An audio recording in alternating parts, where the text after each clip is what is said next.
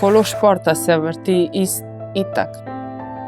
Ali si jo predal z rezultati, ali z besedami. Mateja ni mene samo z besedami, s pismom. Mateja me je navdušila prej, ko sem bila otrok, ko sem jo gledala in mi je toliko dala kot športnica, da me je pa potem sigurno v tem trenutku s tem pismom še dodatno spodbudila.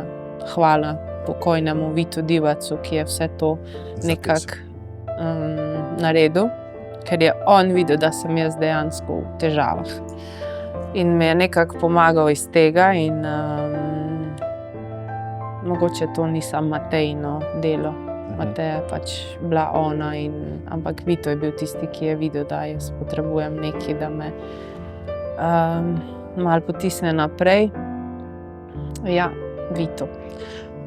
Zdaj imam kar malo cmoka, ampak tako je bilo.